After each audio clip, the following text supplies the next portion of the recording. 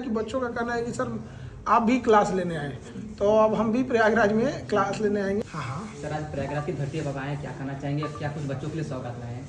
प्रयागराज की धरती तो हमेशा से संगम के साथ साथ यहाँ विद्यार्थियों का भी संगम होता है। पूरे भारत के हर जगह से यहाँ स्टूडेंट आते हैं, तो उन्हीं के लिए आए, स्पेशली उन बच्चों के लिए जो एफोर्ड नहीं कर सकते थे नीट जेईई जैसे बढ़िया और महंगे इंस्टीट्यूशन को, उनके लिए, और यूपीएससी और स्टेट पीसीएस के लिए, ताकि उन बच्चों को बेस्ट क्वालिटी प्रोवाइड किया जा सके। सर, सोशल मीडिया की आप बात कर रहे थे, अपने सेमिनार में बात किए हैं, बच्चे सोचते हैं कम मेहनत में बहुत ज़्यादा आगे चले जाएँ, इसलिए सोशल मीडिया बहुत ज़्यादा एक्टिव रहते हैं, रील बनाते हैं, तो उनको क्या कुछ एडवाइस करेंगे, क्योंकि पढ़ाई से दूर भी जा रहे हैं? पहले 4-5 गोल एक साथ बना देंगे, सब में डूब जाएंगे। तो एक पढ़ाई का एक एज होता है, तो सारे बच्चों से कहते हैं कि पढ़ाई जो है एक सर्टेन टाइम की चीज़ है। अगर 1-2 साल पढ़ाई गैप हो गया तो फिर उठाने में बहुत दिक्कत होगा। ब्लॉगिंग में 2 महीना 2 साल गैप भी रहेगा, कोई दिक्कत नहीं, फिर से स्टार्ट कर सकते हैं। तो स्टूडेंट को प्रायोरिटी सेट करना पड़ेगा कि पहले वो क्या कर सकते हैं। तो पहले उनको पढ़ाई, first become rich then become philosopher. जी सर। वनडे एग्जामिनेशन की सर जो है ऑफलाइन की सेटिंग प्रयागराज में खुल रहा है, तो किस प्रकार से कैसे टीचर रहेंगे और उसकी फीस क्या कुछ रहेगी? देखिए, वनडे एग्जामिनेशन हम लोग केजीएस प्रयागराज में खोल रहे हैं, और यहाँ पे ही बच्चों का कहना था कि सर यहाँ वनडे में बहुत पैसे लग जाते हैं और क्वालिटी नहीं मिल पाती है, तो हम लोग ने दोनों का प्रयास किया। और वनडे में क्या है कि हर सब्जेक्ट चलेंगे, और इस बार क्या है कि बच्चों का कहना है कि सर आप भी क्लास लेने आए, तो अब हम भी प्रयागराज में क्लास लेने आएंगे। सैटरडे संडे जो बीच में मिलेगा उसमें आ जाएंगे। क्लास थोड़ा लंबा लेंगे, लेकिन हम भी आके क्लास लेंगे। हमें भी बहुत अच्छा लगता है प्रयागराज में, और हमको अभी भी याद है कि जब हम प्रयागराज में रहा करते थे तो हफ्ते में 3 दिन तहड़ी खाते थे तो बहुत मिस करते हैं इस चीज़ को। सर, प्रयागराज का मुख्य भोजन है सर दाल चावल चोखा, डीवीसी जिसको बोला जाता है। दाल चावल तो चोखा तहड़ी दोनों, हाँ दोनों में।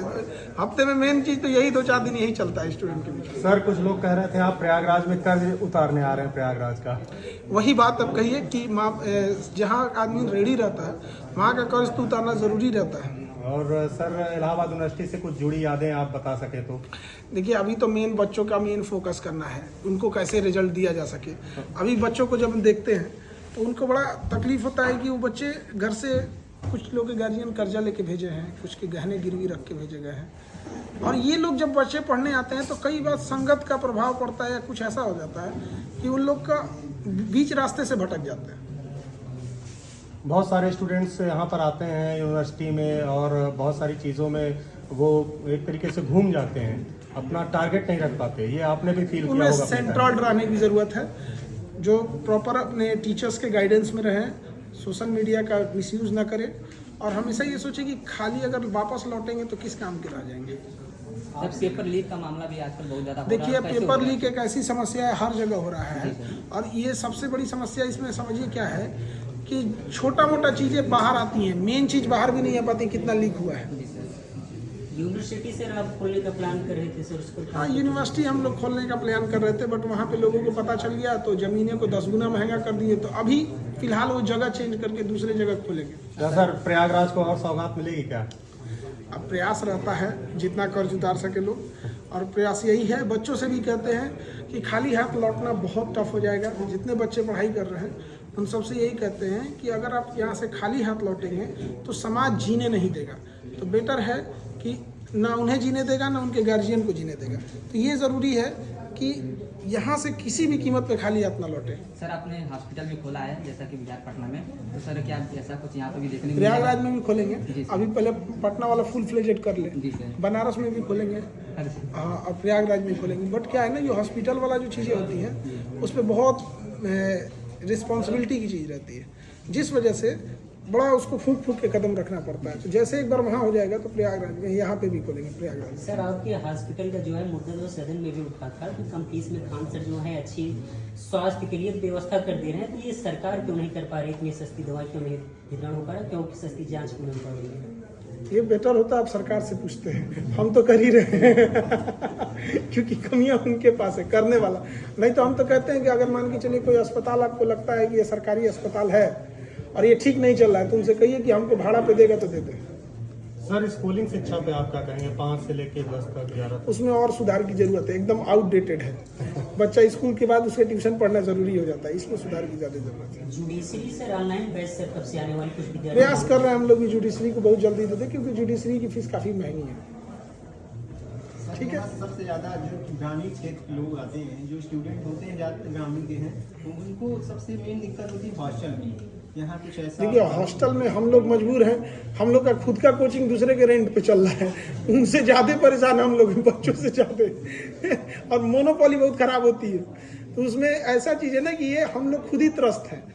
तो अगर हमको तो जहाँ तक ये सुझाव देते हैं कि गवर्नमेंट क्या करती, एक कहीं साइड में स्टूडेंट विलेज बसा देती, जहाँ पर कंट्रोल्ड, क्योंकि स्टूडेंट को ना ज़्यादा शानो शौकत चाहिए नहीं, उसको छोटा सा उसके मोहल्ले में एक किराने की दुकान हो जाए, एक कॉपी किताब पढ़ने की बेसिक चीज़ें हो जाए, उससे वो एरिया भी डेवलप हो जाएगा और स्टूडेंट पे भी बर्डन कम आएगा।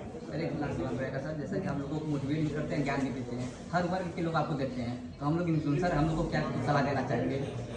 आप लोग को बस यही सलाह देना चाहेंगे ना कि हमेशा एक बात जरूर सोचिएगा, कम चीज़ में कितना ज़्यादा चीज़ों को बता सके। कई बार आप लोग क्या होता है बिना मतलब का खींचने लगते हैं। बस यही कीजिएगा, सटीक चीज़ें पहले से मेहनत करें, टू द पॉइंट चीज़ों को रखें। और दूसरा हमेशा एक चीज़ याद रखें, कई बार हम एक बार देखते हैं आजकल के जो मतलब इन्फ्लुएंसर या इस चीज़ों में हमें लोग ज़्यादा से ज़्यादा पहुंच सके, इसके लिए वो कुछ भी लिमिट क्रॉस करके दिखा देंगे। तो हर चीज़ का एक लिमिट होता है।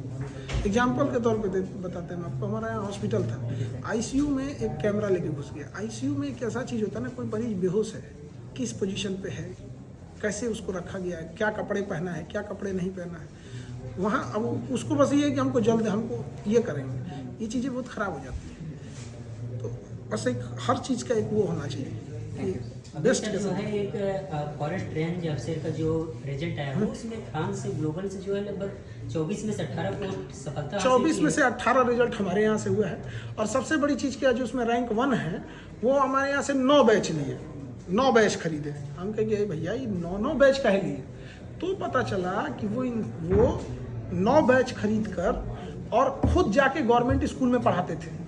और जब फंस जाता था तो अपने जेब से उस कॉलेज स्कूल के बच्चों को बैच परचेज कराते थे, खान सर का बैच है, और कहते थे सर जैसा आप पढ़ाते हैं वैसे हम भी प्रयास करते हैं। तो हमें ये बात की बड़ी खुशी हो रही है कि अब बच्चों ने ही, अब हमारे पढ़ाए बच्चे अभी जिम्मेदारियां ले रहे हैं पढ़ाने का, इससे बड़ा एक टीचर के लिए क्या फील आएगा। सर उसी में कंट्रोवर्सी विवाह आप तक पहुंचा हुआ बात कि कोई और कह रहा है कि अरे ये सब बात यहाँ हमारे यहाँ जो बात पढ़ा है वो तो बच्चे से पूछिए जाके।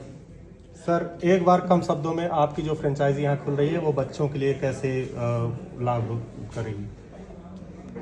हमें जैसे सारे बच्चे के लिए होगा, यहाँ पे बच्चों के लिए पढ़ाई हो रही है, कम फीस में आप कम फीस बेटर क्वालिटी।